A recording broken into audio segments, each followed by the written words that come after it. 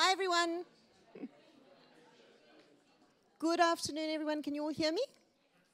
So my name is Rita Wilson. I am the head of the School of Languages, Literatures, Cultures and Linguistics at Monash University.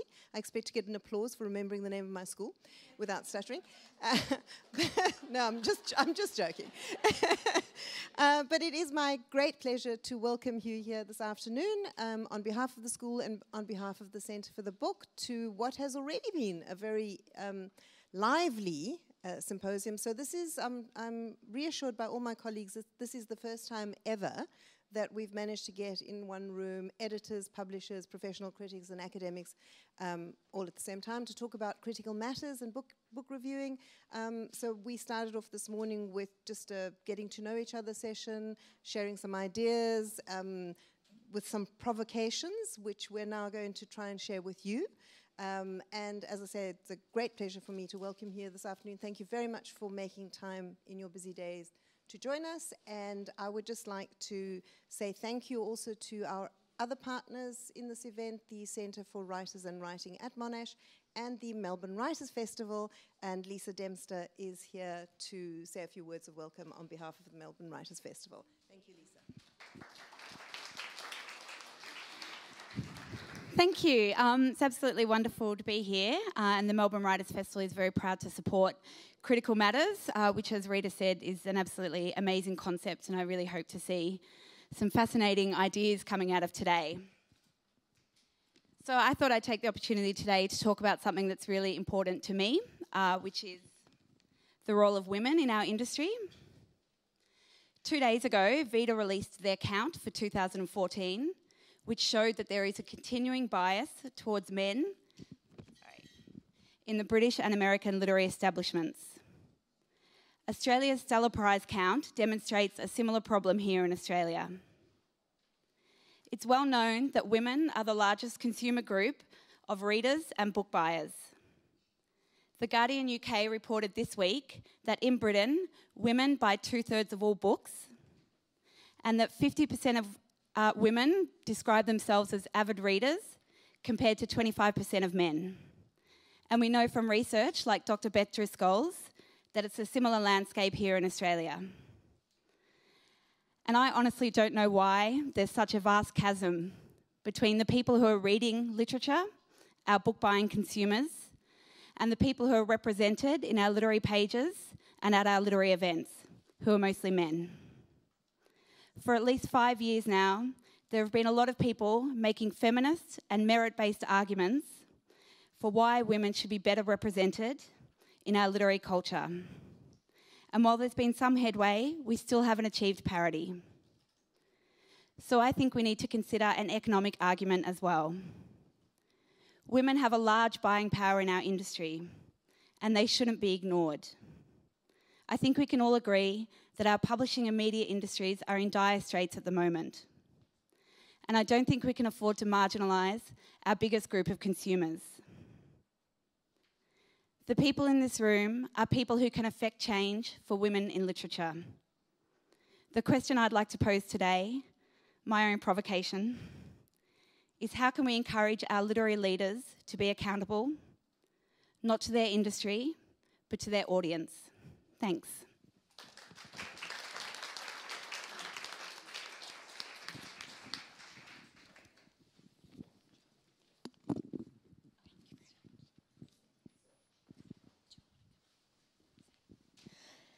Hello, I'm Jo Case and I'm Program Manager of Melbourne Writers Festival, and I'm also a freelance reviewer and critic. Well, same thing, I suppose. And in fact, that's the capacity in which I'm first and foremost here. Just as our writers, our critics are taking their seats, I'll just give you a very quick overview of who they are and what they'll be talking about, and then I'll introduce our first speaker. So Maria Chimarkin will be talking about, or arguing in favour of less cool knowingness and more to hell with the consequences in criticism. Felicity Plunkett will be talking about the critic as invisible guest. James Bradley will talk about why book reviewers can't ignore genre fiction anymore. Peter Craven will argue for nailing one's critical colours to the mast. and Mireille Jashaw, and I'm so sorry, I probably pronounced your name wrong, we'll talk about the negatively capable critic. Our first speaker is Maria Chimarkin. Maria has written 3 books of literary non-fiction: Traumascapes in 2005, Courage in 2007, and Otherland in 2010. All 3 were shortlisted for major literary prizes, and her work on sites of trauma has influenced researchers worldwide. Maria holds a PhD in Cultural History from the University of Melbourne, and between 2008 and 2010 was a postdoctoral fellow on the International Social Memory and Historical Justice Project. Maria was a 2013 to 2014 Sydney Meyer Creative Fellow in Humanities, and Maria regularly reviews for outlets including the Sydney Review of Books, The Age and The Australian. Please welcome Maria.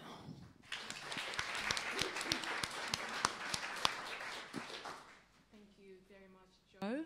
Thank you to everyone for being here, and particularly to Melinda Harvey for organising this fantastic event. We've already had 2 sessions before lunch that were buzzing and full of ideas, and we will be thinking a lot about the things that came up. And I should say that some of the stuff that I'm going to talk about, some of that stuff already was discussed by people in the session that I attended before lunch by Melinda Harvey, Adam Rivett and Ben Etherington. So I am kind of continuing this conversation and adding my 2/5 cents to it.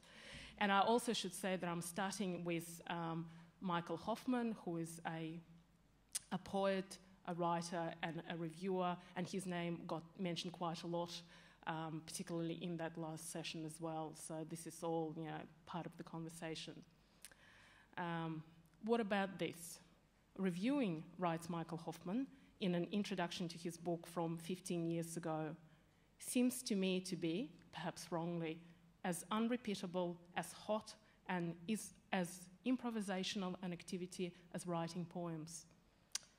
And 2 recent reviews by Michael Hoffman in the London Review of Books, one extraordinary and brutal on Amos, and one extraordinary in places and brutal to excess on Flanagan, our own Flanagan. And I should say that Patrick Ellington spoke at length about that review and described it as unpleasant, aggressive look at me review, which I think is an extremely legitimate way of describing it.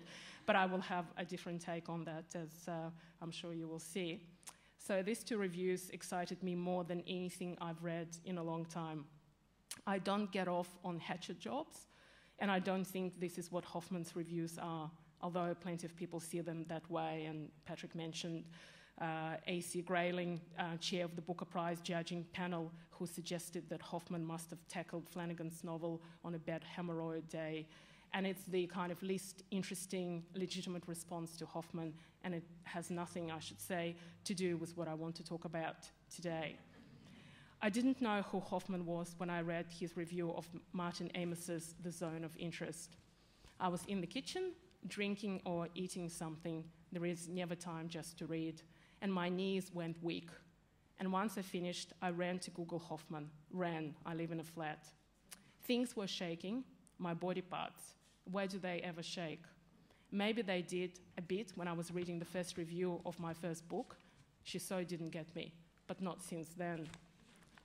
I asked myself why, what's happening, and at least some of the answer was obvious. Stylistically, Hoffman blew my head off, as in I kept reading and thinking, can you actually do this? Whole paragraphs, masterful, convention eviscerating, were unlike anything I'd seen before. And the intellectual power was no better for it. Scary. Exhilaration and danger, plus there was steam coming off the page. The esteemed critic did not use an indoor voice.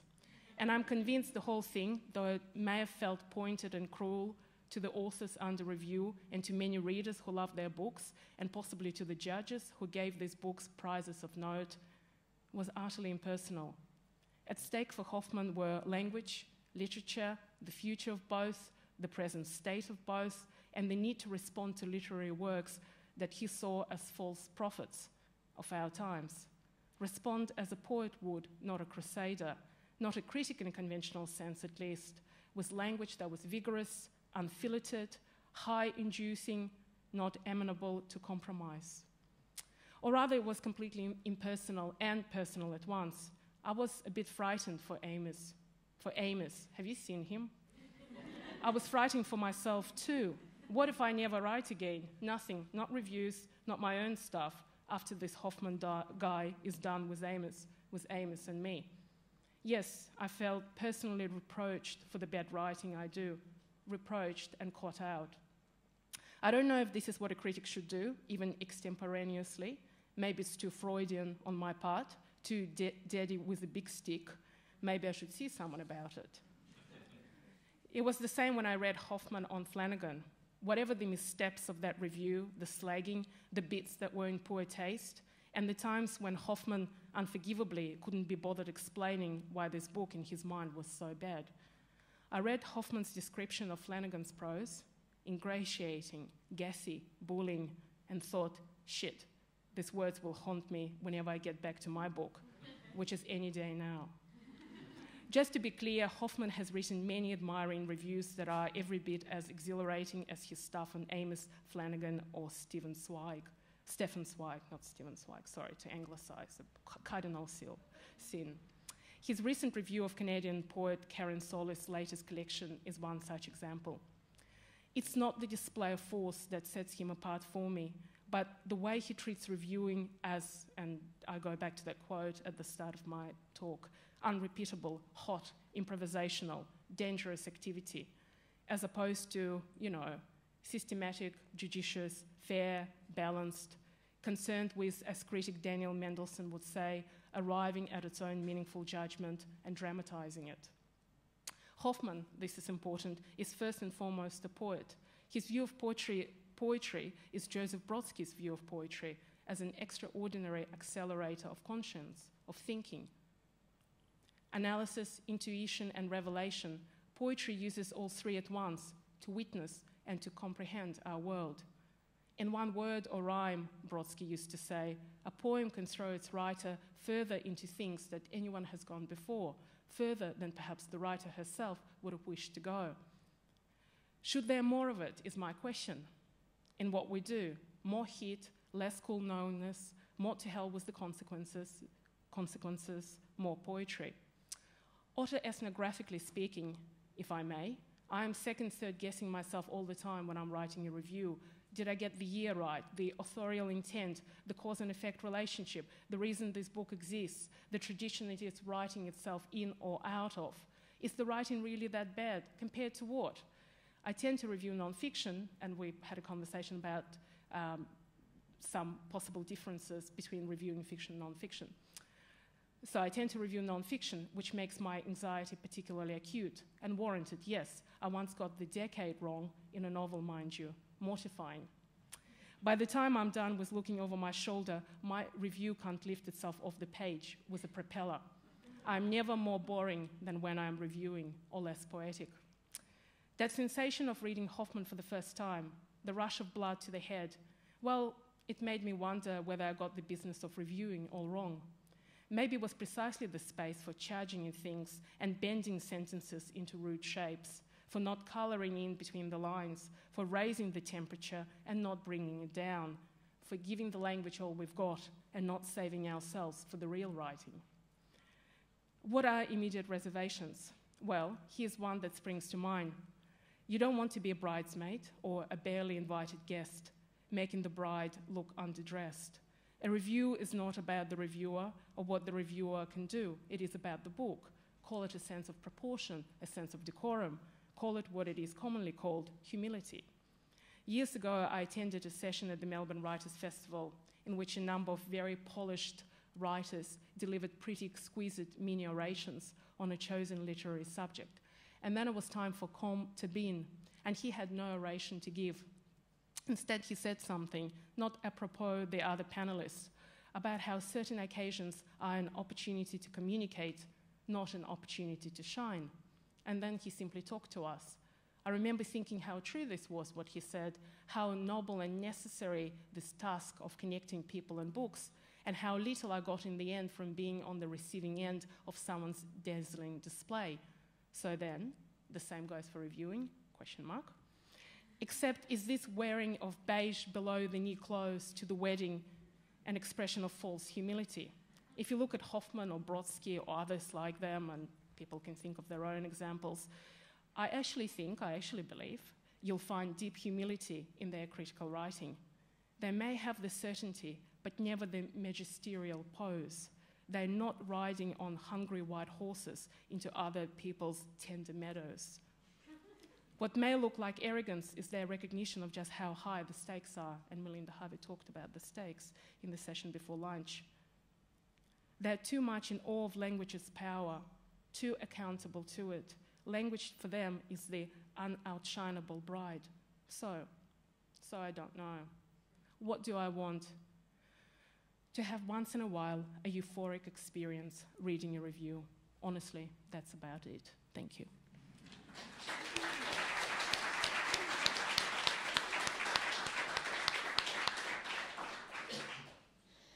Thank you, Maria. I look forward to all of us having a bit of a discussion about some of that later. Felicity Plunkett is our next speaker, and Felicity has a PhD from the University of Sydney and is a poet and critic and poetry editor at University of Queensland Press. Her publications include Vanishing Point, Sea Strands, and, as editor, 30 Australian Poets. Felicity's provocation is around the nature and place of a critical hospitality that allows the reader to work deeply in the text, but aware of the work's vitality never overshadows it. Thank you, Felicity. Thank you, Jo. And thank you, Melinda, and thanks everybody for coming today. Well, I realised after I drafted this that I'd committed myself to pronouncing the Polish name of one of my favourite poets. I also realised that I'd never pronounced it before, and that I'm likely, therefore, to mispronounce it. But since my subtext is the idea of the creative potential of humility, it seemed that braving humiliation at the start of the piece was just right. In his poem Ars Poetica, Czesław Miłosz imagines the writer, specifically the poet, as inhabited and sometimes haunted by invisible guests. He writes, "The purpose of poetry is to remind us how difficult it is to remain just one person, for our house is open, there are no keys in the doors, and invisible guests come in and out at will." While the poem is about the mysterious and intuitive nature of poetry, for me, Miłosz's fleeting image of the invisible guest evokes, in part, the critic or the reader.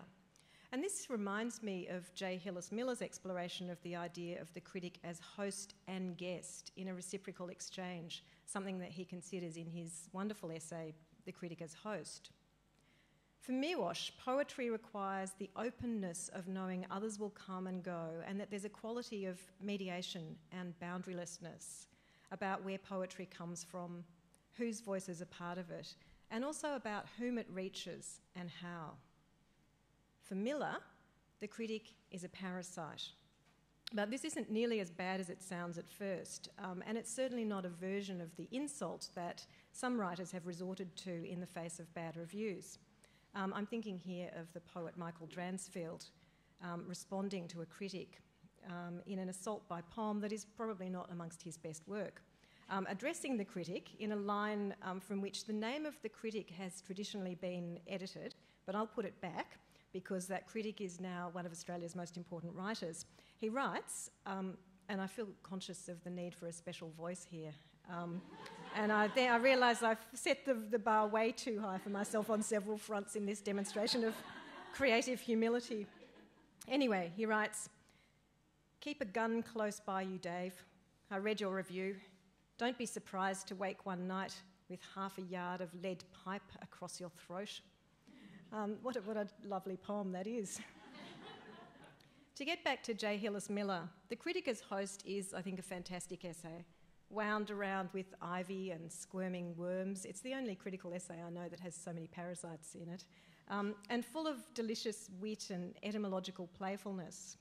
But to pull out just one strand of it, Miller argues that the critic exists in the body of the text as both host and guest. And he describes if you like, a poetics of criticism and evokes the idea that there are reciprocal duties of hospitality between the text and the critic. A critic becomes both eaten and eater, consuming and consumed within what Miller calls the double antithetical relationship of host and guest. In Ars Poetica, the poet has to be open to the invisible guests too. This seems at once a more vulnerable stance and more powerful, since the guests do come and wander through the body of the work. Without them, the poem has no reading. The language of Miller's essay circulates around the idea of courtesy. And in some more swashbuckling kinds of criticism, respect and courtesy, I think, have to be removed. They become kind of anathema. I like a bit of swashbuckling, as well as respect and courtesy. And my point is certainly not just to say something like, it's nice to be courteous, because I think there's a deeper danger here, and that is that the baby that gets thrown out with the bathwater of courtesy and respect tends to be deep reading. And I think that courtesy can produce this. Courtesy, in the way I'm thinking of it, is about listening to what a text has to say, working out its shapes and dynamics. It involves, I think, patience and waiting and trying to understand. Critic and text need one another. You can't be a book reviewer until someone writes a book. Without a writer, a critic cannot exist, like a parasite without a host, or maybe like English departments in universities, in which I've spent a lot of time in myself, I should add, in which there can nevertheless be an odd hostility towards writers. Writers can live without critics, but you can't have a reading without a reader. And then there are all sorts of wonderful things critics can do for writers, and good criticism can do for writers, just as there are marvels of immunity and vitality enabled in the body by certain kinds of parasites. If you're as squeamish as I am, you probably don't want to think too much about the life forms you might be hosting. And similarly, I don't want to think very much about critics when I'm writing. But in each case, I know they can be very enabling.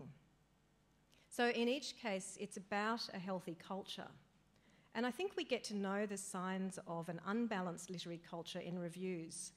If we wanted to play at making some metaphors, we could imagine these as figurative versions of the symptoms brought about in imbalanced bodily cultures, critical versions of burping and bloating that happen when the parasite takes up too much space. But perhaps I won't digress too much into this metaphor. Like a parasite, like an unobtrusive guest, a courteous reading has the capacity to get deep into its host and guest.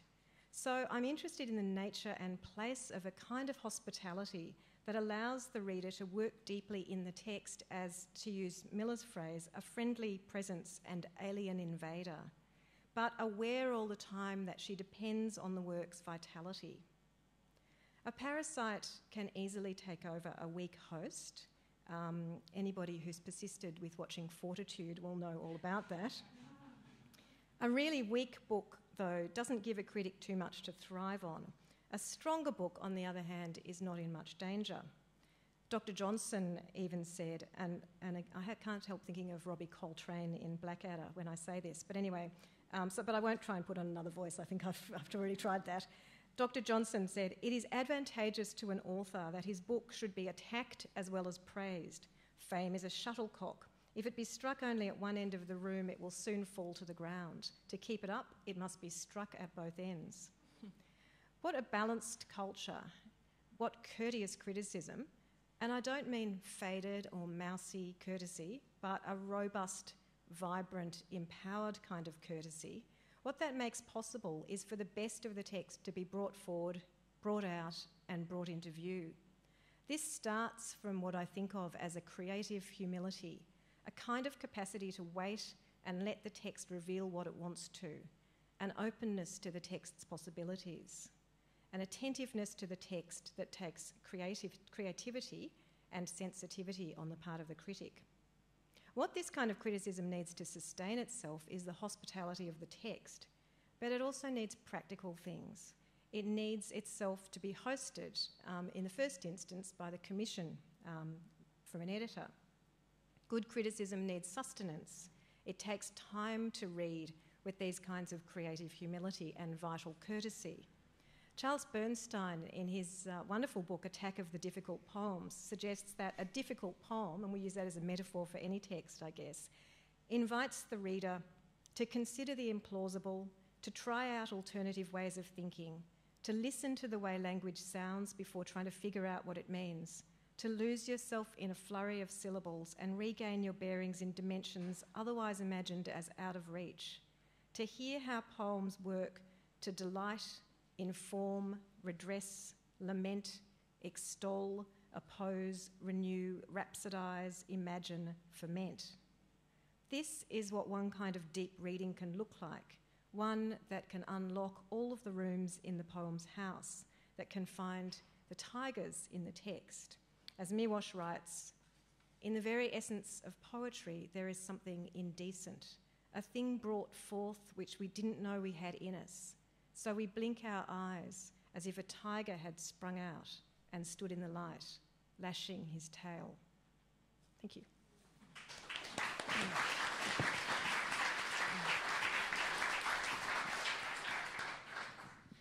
Thank you, Felicity, and I can already see some commonality there in you talking about the need for the critic to serve the text, and then Maria exploring ways in which the critic can do that but still be exciting and engaging. So hopefully we can talk more about that later. But now James Bradley is going to talk about why book reviewers can't ignore genre fiction anymore. James is the author of 4 books. 4 novels, more books. Rack, The Deep Field, The Resurrectionist and Clade. And he's also the author of a book of poetry, Paper Nautilus. James's books have won or been shortlisted for a number of major Australian and international literary awards and have been widely translated. James has been the recipient of the Pascal Prize for Critic of the Year. Please welcome James.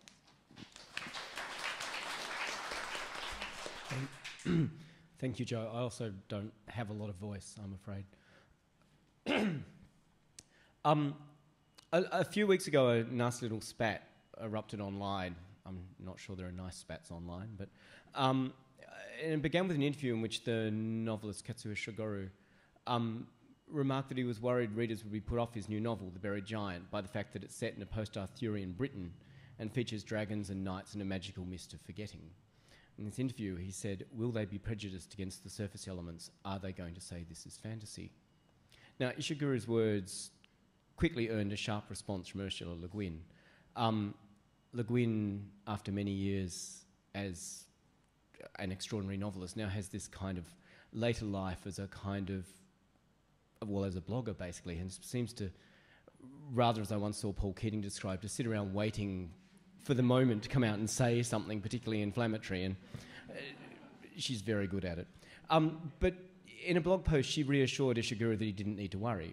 She said, a very famous novelist, I am sure reviewers who share his prejudice will never suggest that he has polluted his authorial gravitas with the childish whims of fantasy. Reading Ishiguro's remarks were, she said, like watching a man falling from a high wire while he shouts to the audience, are they going to say I'm a tightrope walker? Now, she is a very funny lady, and I would never want to be on the receiving end of any of it. Speaking personally, I have to say I think Le Guin was wrong, both about the book and in her interpretation of Ishiguro's remarks. But I have to say I understand her frustration. You only have to look at the reviews of The Buried Giant to see why. In The Independent, Arif Akbar was quick to reassure readers that while The Buried Giant is a fantasy novel, it does not have the heart and soul of a fantasy novel. Instead, the story sweeps us in, not through the imagination of its monsters and magic mists, but by a prose style so distinctive that everything it touches, however airy or potentially Shrek-like, becomes earthly, solid, with an emotional purchase usually reserved for the real. In Salon, Laura Miller was equally quick to try and quarantine the novel from the taint of fantasy, Despite what you might read elsewhere, she wrote, this is not a fantasy novel.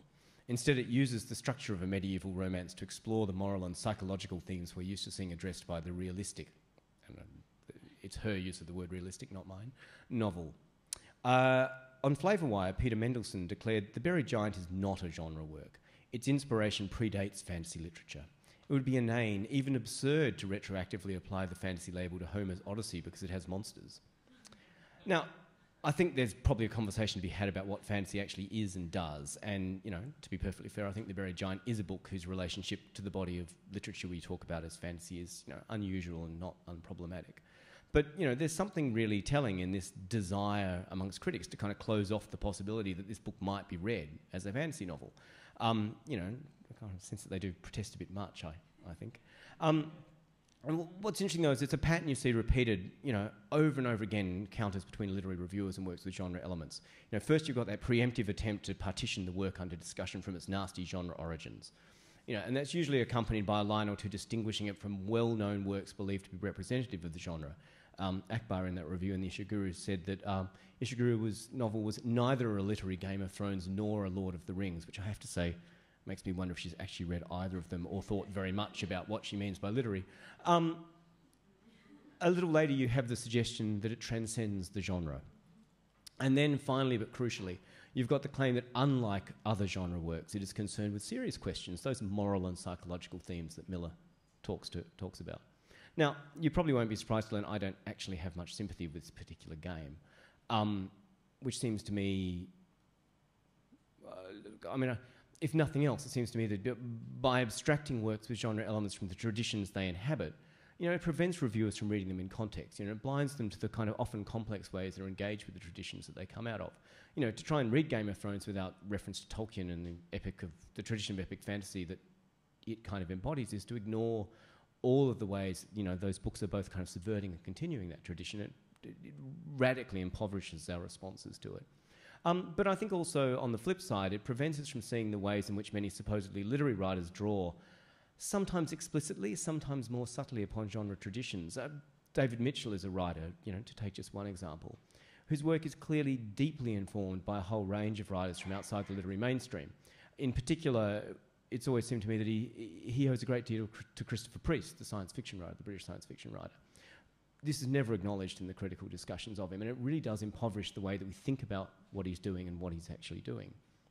But my real problem is that it reinforces a series of assumptions about status and about kind of hierarchies of quality.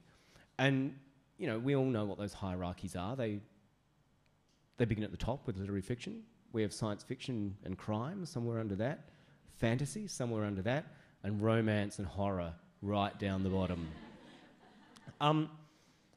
We might quibble about what the ordering is, but I think we can all agree that romance and horror are at the bottom.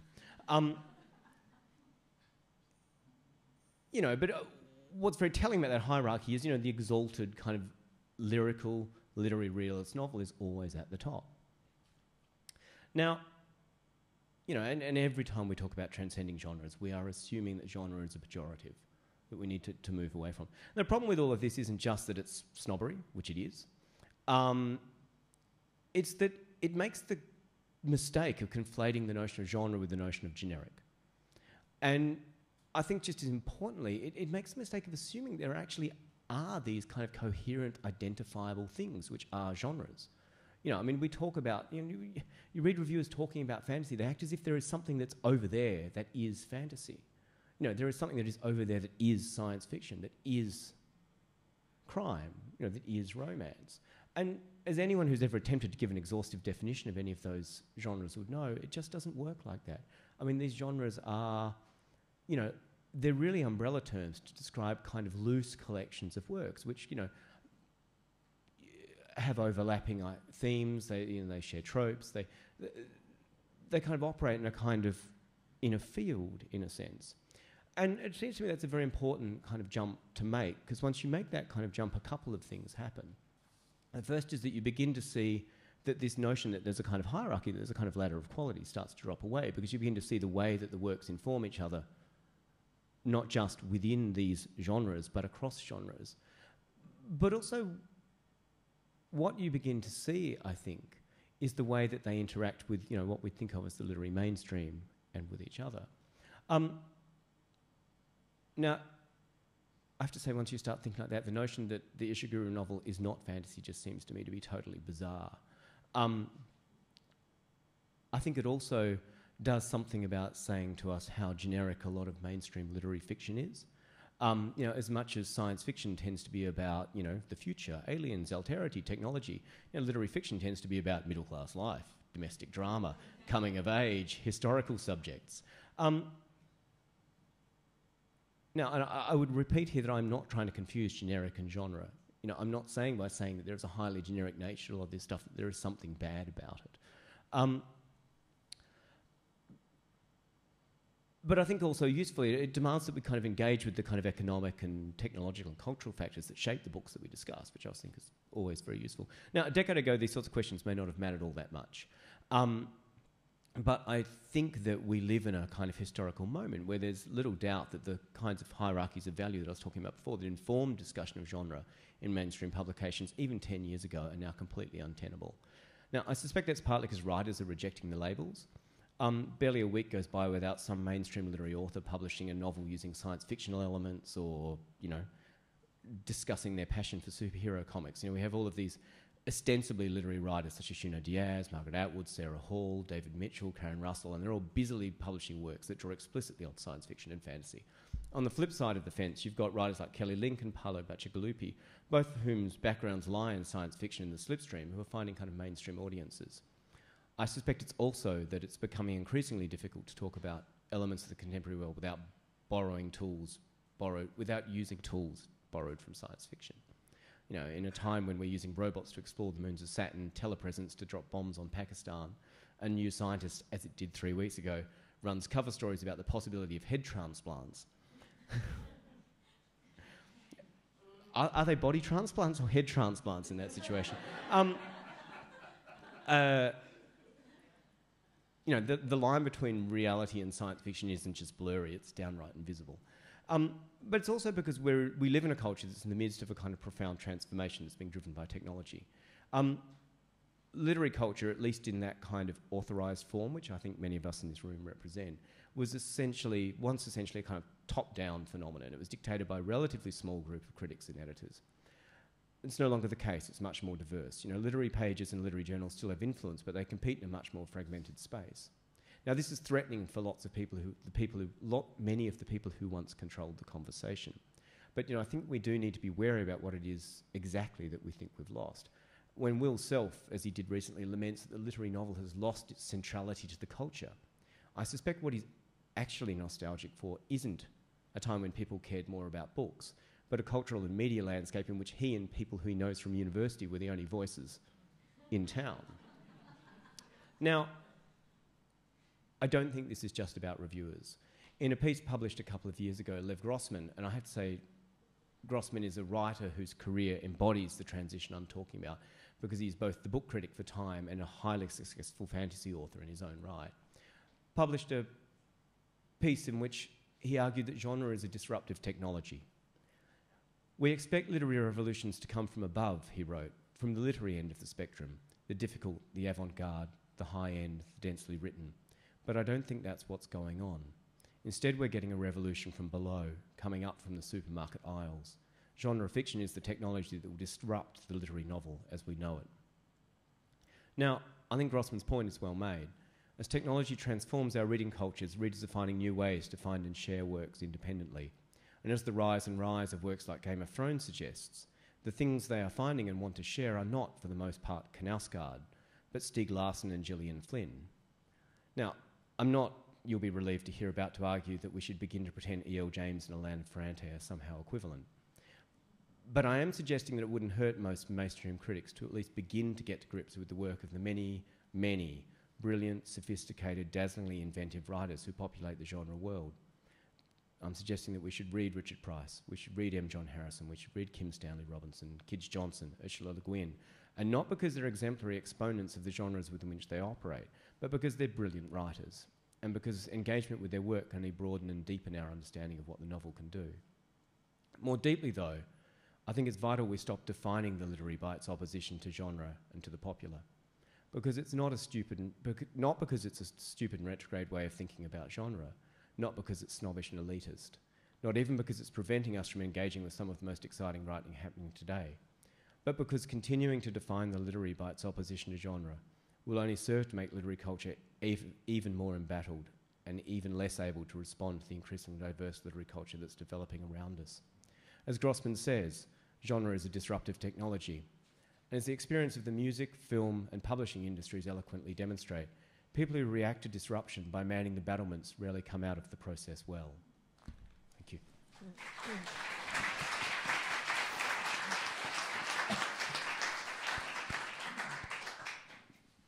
Thanks for that, James. As someone who is pretty sure she's used the phrase transcends genre in a review, it's always good to be reminded that that's a crap thing to do. Honestly. We're now going to hear from Peter Craven. I'm sure I was much younger. Peter Craven is a literary and culture critic. He writes about the widest range of books, but also about theatre, television and film. He was, with Michael Hayward, a founding editor of Scripsy and later the first editor of Quarterly Essay. And Peter will talk about nailing one's critical colours to the mast. Or so we're led to believe. I'm all for mounting the battlements, I think. I don't for the life of me know how to talk about this subject.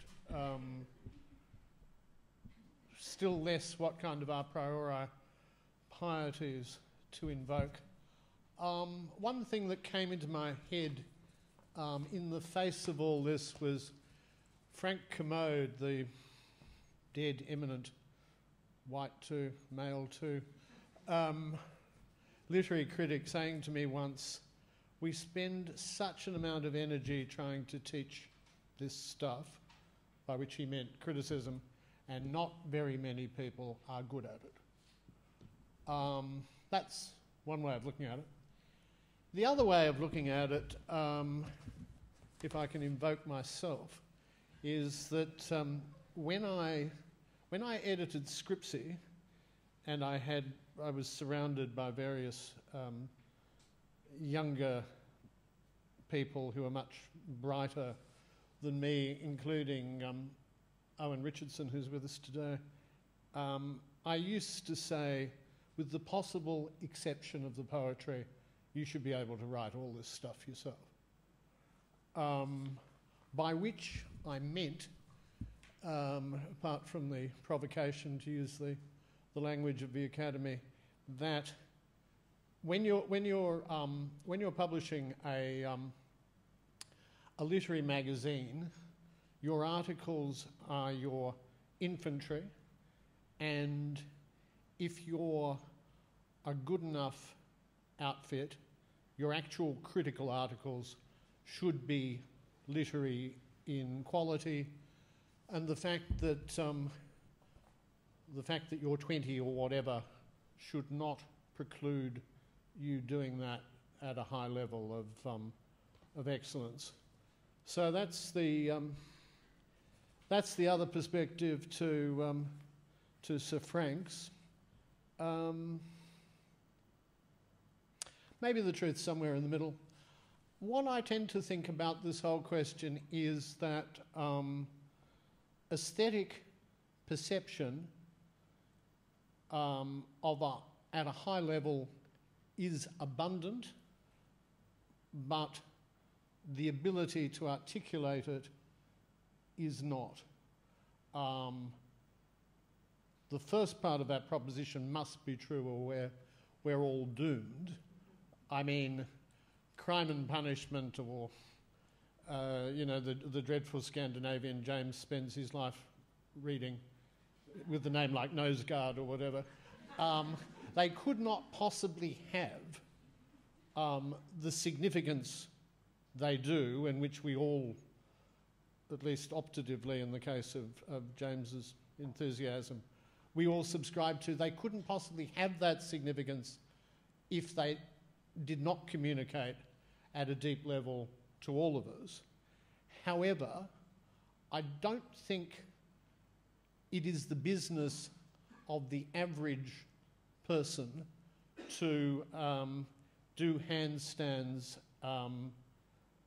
writing coherent criticism, which is why, if you like, at a perfectly practical level, you can open up literary pages and read total drivel by sincere and intelligent people who I think have no doubt had a crucially authentic response to a book.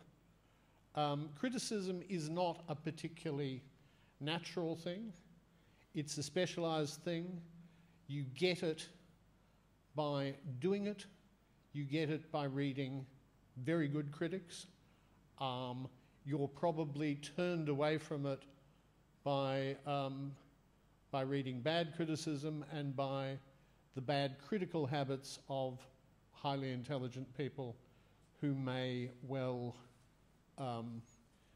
teach you. But it must be the case that everyone can cotton on to this stuff. I mean, you don't need a doctorate to know that Marlon Brando was a great actor or Maggie Smith's a great actress.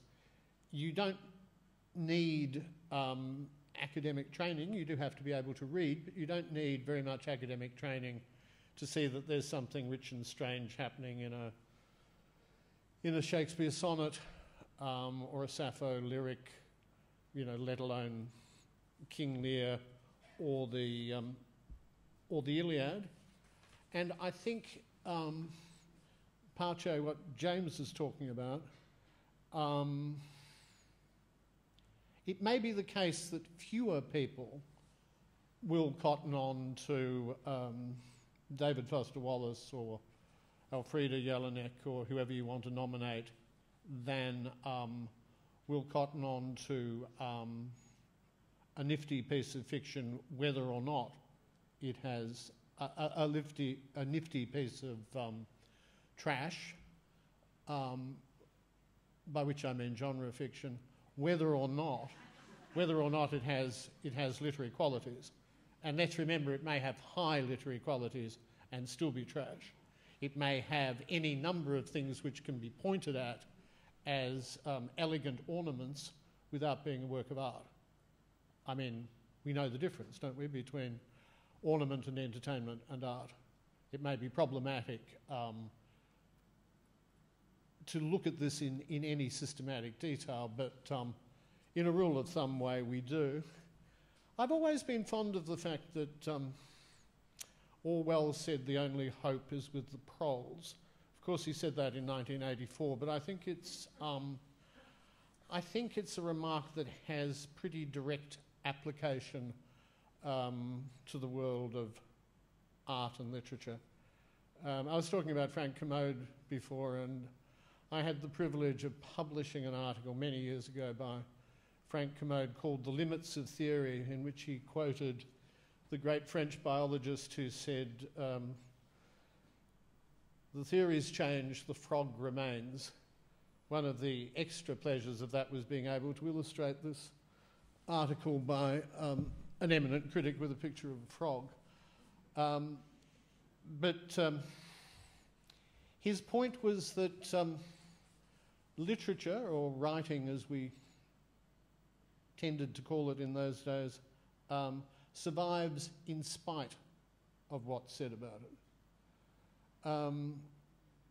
But apropos of the proles, I think the proles of literature, the actual common readers, are a more treasurable mob than we might like to think.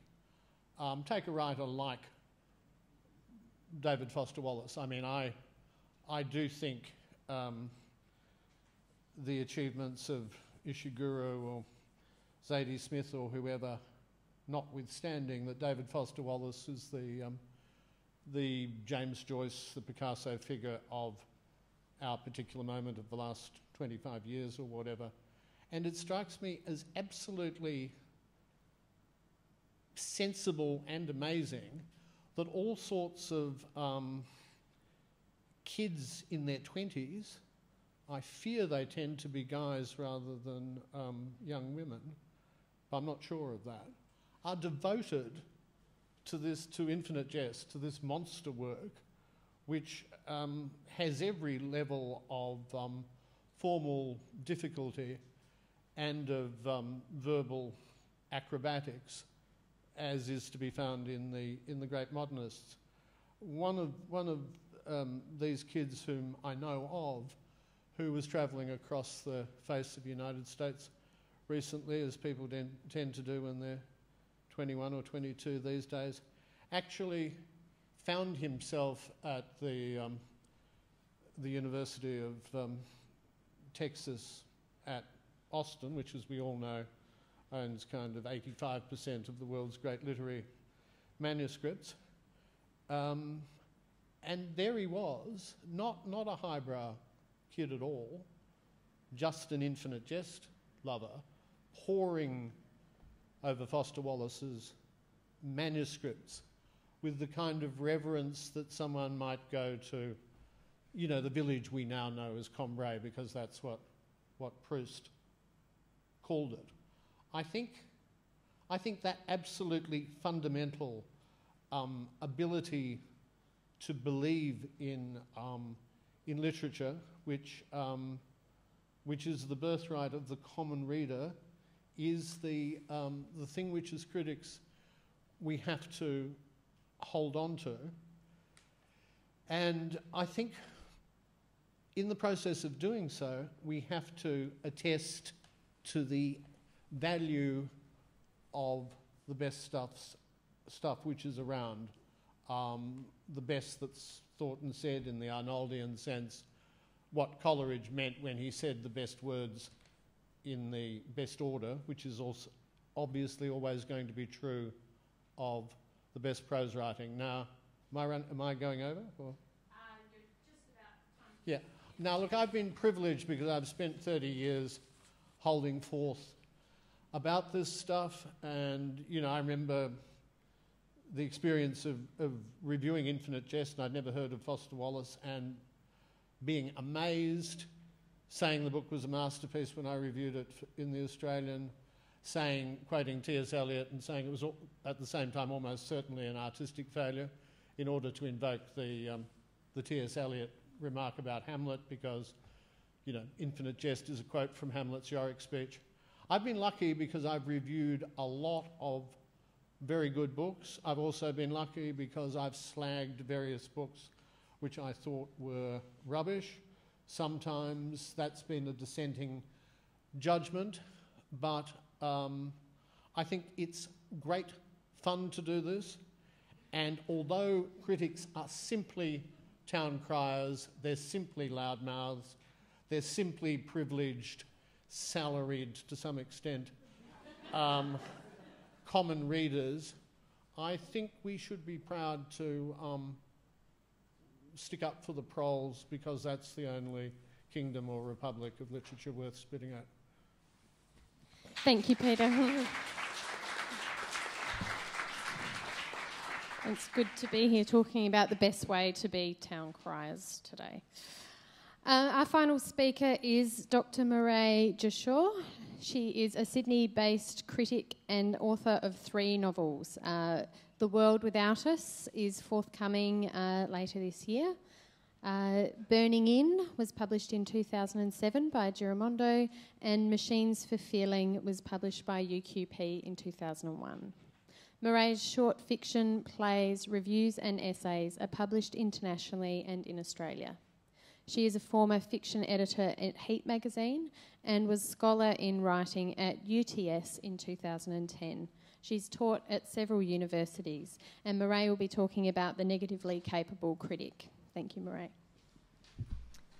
Thanks, Jo, and thanks, Melinda, and thanks everyone for coming today.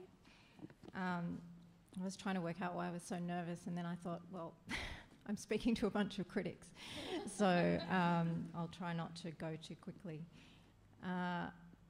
My talk today is about an ethical approach to criticism that has emerged from thinking about a 1959 piece by the poet and critic Randall Jarrell. In his Poets, Critics and Readers, Jarrell called for a critic who is negatively capable, as the ideal style of reviewer, and I'll just read what he says on that. Everyone speaks of the negative capability of the artist, of his ability to lose what self he has in the many selves, the great self of the world. Such a quality is surely the first that a critic should have, yet who speaks of the negative capability of the critic? So what does this mean, and why is it important to me as a critic? Jarrell was citing in his formulation the poet John Keats, who defined negative capability as when a man is capable of being in uncertainties, mysteries, doubts, without any irritable reaching after fact and reason. To achieve this state as a reviewer, Jarrell evokes the figure of Freud, of the analyst, as a model for the critic, who can apply a free-floating, evenly hovering attention to the text that they're reading and reviewing. Uncertainties, mysteries, doubts. These attitudes have become important to me as I've attempted to define an ethics of reviewing. I guess I'd never thought when I started to review about what kind of, about whether I had an ethics and what sort of rules I would set for myself in reviewing what was important to me. So this talk is kind of thinking through about that. It's a personal manifesto, I suppose, and a bit of a mashup of some other thinkers' approaches to critical writing that have become ethical touchstones. Recently I was at a seminar on philosophy and psychoanalysis, and in the break I was talking to two participants. Each of them told me the following stories. One was a psychologist, and he described his recent experience working in a remote desert community. After a day of listening to harrowing and violent accounts, the man returned to his hotel and later took a shower. He said when he was in the shower, he glanced down and saw his body running with red rivers of blood. The second man, an experienced psychiatrist, was discussing controversies around the new Diagnostical and Statistical Manual, which is the standard manual for classifying mental illness. Another psychiatrist in training who was attending was talking about how he had to memorise this for his studies. The experienced psychiatrist said to me that in more than 30 years of his practice, he'd rarely used this manual to classify or treat any of his patients. How are these accounts connected to the role of the negatively capable critic? Well, the first is a story of transference and embodiment. It is about what can occur before a narrative is subject to understanding and interpretation. The showering psychologist was utterly convinced that he was in mortal danger when he looked down at his body. Only later, once restored to his more rational self, did he understand he'd embodied a traumatic narrative told to him earlier that day. By seemingly enacting his client's experience, this man was better able to imaginatively empathise with the terror of the event. And quite simply, it was extraordinary. It had a really strong impact on him. The narrative had produced both a physical and an affective response, altering his perceptions and his sense of reality. So I'm wondering, can we make space for such unexpected effects of narrative in our critical writing when context, framing and analysis often compete for limited space? So I'm sort of arguing for how we can include a sense of wonder or astonishment, rapture, surprise. The literary theorist Gabrielle Schwab calls reading a form of cultural contact. Through reading, we renegotiate the boundaries between our own and other cultures, she says, and also an otherness within ourselves. Who was the man in the shower running with blood? He was not recognisable even to himself. He seemed to himself utterly transfigured. Schwab writes of a literary transference that occurs in reading, a form of knowing without sight or understanding, bridging public and private language. I imagine that it is this kind of transference that Jarrell reaches for in invoking the negatively capable critic. Such a critic adopts the open, inquiring attitude of the analyst in approaching the work. To do this, Jarrell says, the critic must get away from his self as self, train and expose and widen this self, get rid of prejudices, disabilities, predilections, without ever losing the personal truth of judgment that is criticism springs from. This last phrase is important because such a model doesn't suggest relinquishing a critical attitude, but rather it allows for aspects of reading that are sometimes replaced or excised in our effort to understand and interpret wonder and surprise, raptures and intensities, irritations and anger. All of which are shaped by our experiences and connected, as Rita Felsky says, to ethical, cultural and socio-political frameworks. So I'm not arguing that our reactions are kind of a pure response. They are also shaped by a context, but I'm arguing for a sort of type of reading that doesn't immediately reach for external references, understanding, but that lets the text have an impact on the body or the self or the mood.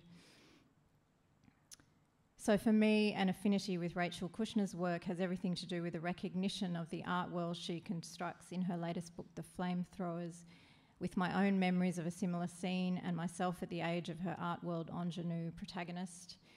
Consciousness is formed within particular cultures. Persons are formed within historical and cultural contexts. When we adopt a free-floating present attitude to reading, suspending our intellect and judgment, diagnosing and labelling, the preconceptions, preferences about form and content, literary predecessors and current fashions and literary debates, other dimensions of the narrative can unfold without interference, interpretation or understanding. Bruno Latour describes context as a way of stopping the description when you're too tired or too lazy to go on. That's not always the case in reviewing, but in the first act of reading for reviewing, suspending the context can allow unexpected and sometimes quite illogical meanings to unfold. Like the psychiatrist who ignores the manual of statistical likelihood to more fully engage with the specific, nuanced stories, moods, and associations of his patients, the aim is to pay attention to what is right before us, to affect, and to what's unfolding between the narrative and its reader. This relationship is one of equals rather than one in which an expert imposes an authoritative interpretation. When we adopt negative capability, we allow for a dialogue that permits, like the analyst, the possibility of learning from the patient what the analyst doesn't already know. Free associating, says Adam Phillips, is what happens when people don't try to understand each other, when understanding is deferred. In this formulation, both the writer and the critic have equal footing, though one obviously has the last word. This approach also can circumvent what Rita Felsky calls techniques of suspicious interpretation, and her piece called After Suspicion is a really fantastic examination of how some contemporary forms of literary theory that we are trained in can kind of provide us with this sort of orientation of suspicion towards the text, that we come to the text wanting to kind of pull it to bits and that we come to it with an automatic sort of armour. So Rita Felsky suggests that this type of learning teaches us to read between the lines and against the grain. She calls it a hermeneutics of suspicion. So what would such a negatively capable response to a work look like? I've drawn on Felsky and the work of analysts Donna Orange and Adam Phillips to assemble some characteristics that such approach would have. These are just my sort of, for my own thinking around this, I put together these characteristics. So this approach to the work would have an orientation towards meaning rather than truth or demystification. It would have a willingness to be patient rather than impatient, to describe rather than prescribe, to look at rather than through appearances, and respect rather than reject what is plainly visible in the text. Critique would be supplemented with generosity, pessimism with hope, and the critic would come to the work with a spirit of amplification and replenishment, as well as suspicion, subversion and conflict. In this formulation, evocation would be more important than information, as would listening for the incoherencies that say more or something other than the coherences in the work. In this mode, the critic would adopt an attitude of fallibility, knowing that understanding is only a partial perspective, and would hold our theories lightly, or hold your theories lightly when examining the work. I don't think this approach precludes the critic admitting to preferences, aversions, to embarking on sustained critique when it's warranted, and it's not an invitation to a lukewarm bath, hyperbole, or over-seriousness. It still allows for a critical response, for critical responses that are playful and witty, spiky and combative, but above all, these will be more likely to raise questions than provide answers. In the seconds, the psychologist believed himself to be running with blood rather than dissolving red desert dust. He was possessed by the residue from the day's earlier narrative. The openness and suggestibility, the affect which occurred in this encounter, in this experience, was very poignant to hear about, and obviously really profoundly affecting for him, as was the wisdom of the practitioner who turned from a manual that offered conclusions but not personalised, devoted attention. Perhaps one outcome of this symposium might be a charter of ethics that can amplify this and other approaches to critical writing. I'll finish with Keats. A great thinker is capable of being in uncertainties, mysteries, doubts, without any irritable reaching after fact and reason.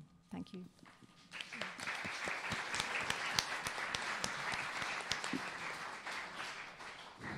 Thank you, Murray. That's a nice place to end it. I think that there's been a real theme of asking questions about how we combine affect and evaluation and entertainment in criticism, and that's run across these conversations as well.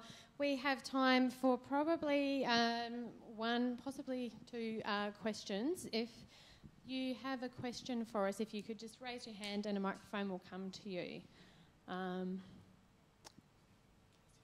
Yes, we have one right here.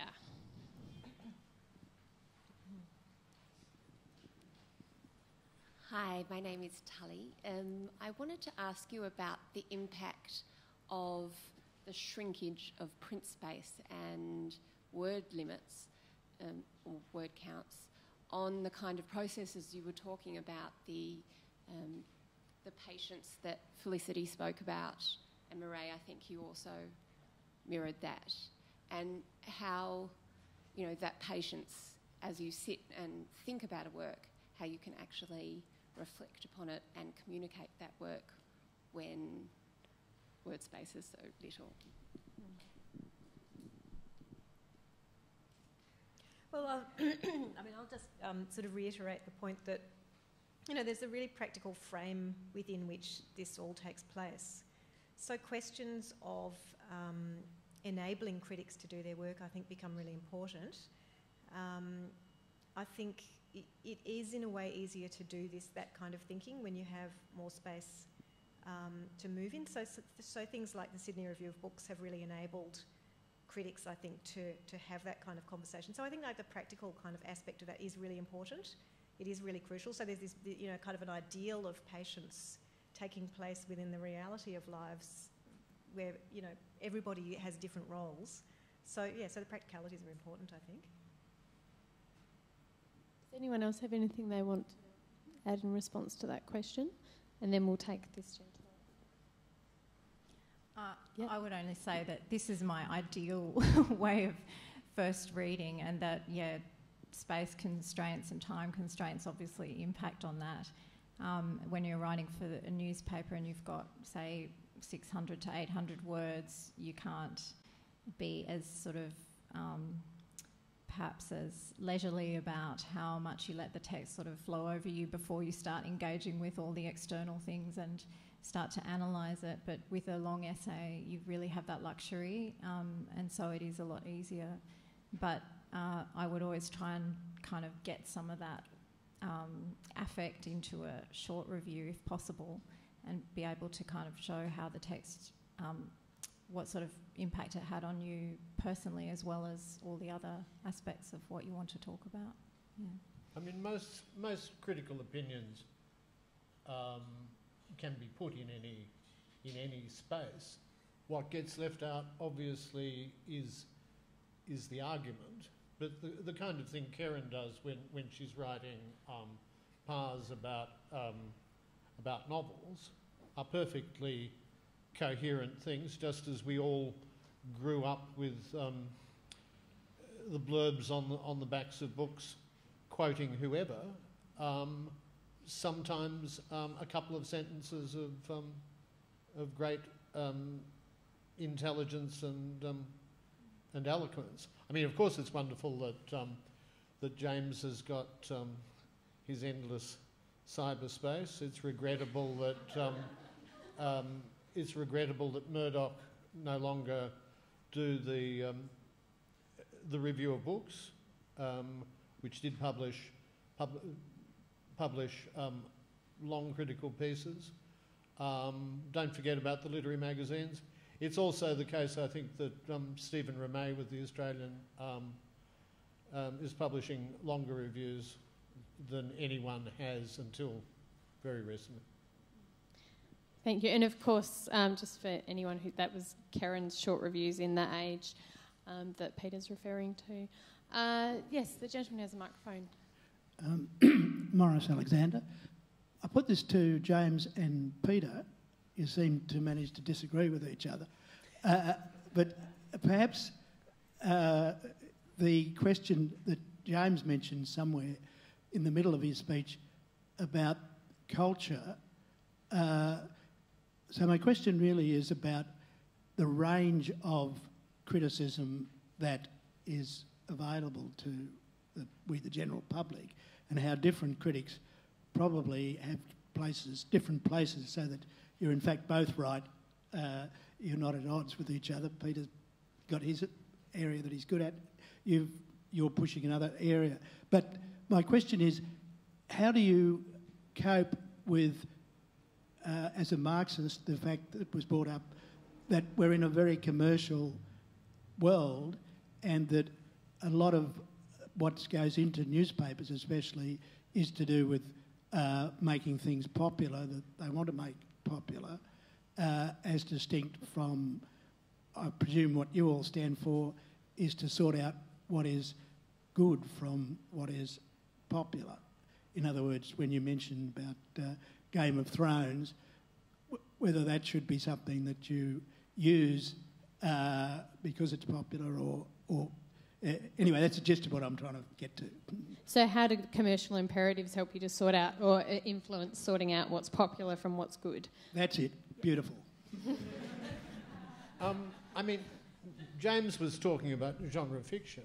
I mean, obviously you get very superior genre fiction. You get genre fiction which gives everyone who wants the traditional kicks of detection or horror or fantasy, delivers those goods. And obviously, much as I was having a go at James, you get the kind of fantasy which would be represented by Shakespeare's last plays, the romances. Now, I think it is the case that there will be a lot of people who break out in spots at the Game of Thrones level of fantasy, who will nevertheless welcome the Winter's Tale. And of course you always have to allow for the fact that genre fiction, even if you do think genre fiction is a form of trash in the sense that it's entertainment, that at any given point you might have Crime and Punishment on your hands. In terms of commercial imperatives, one of the things I think is interesting once you're talking about genre fiction and commercial imperatives is the assumption that genre fiction sells. And in fact, the sales of lots of M. John Harrison, who is an extraordinary writer, a science fiction writer, remarkable in any number of ways, I'm sure his sales are minute. You know, just as the sales of many literary authors are minute. So that kind of conflation of kind of genre and popular is often mistaken, I think. I think in terms of, it's not really a question about commercial imperatives, but I think when you're reviewing, one of the things that's very difficult if you're reviewing genre fiction in a mainstream publication is that you are endlessly finding yourself, in a sense, having to, you know, kind of fluff the audience before you get started, because you know that you're writing towards a bunch of people who may not normally read this kind of stuff. So you have to explain and put it in context. Yeah, which is always a bit odd to find yourself doing it over and over again. But yeah, I'm not sure that the commercial imperatives really intrude at the kind of reviewing level. I don't know, Jane. I mean, I've written thousands, I don't know, kind of tens of thousands of words about Harry Potter. Now, I've been happy to do that because of the tens of thousands of dollars that came to me, but as a consequence. But I can see the cogency of Antonia Byatt, a woman who's got a healthy respect for the populaire, loved the novels of Georgette Heyer, etc., saying, why in the name of God are we spending so much space in the literary pages talking about J.K. Rowling, where we didn't do that for Terry Pratchett. You know, that there is a commercial imperative, there is a worldwide cultural obsession with something like the Harry Potter books. It's not unrelated to the fact that that J.K. Rowling was very good at it, that it was a very brilliant idea to combine the traditional school story with the idea of magic.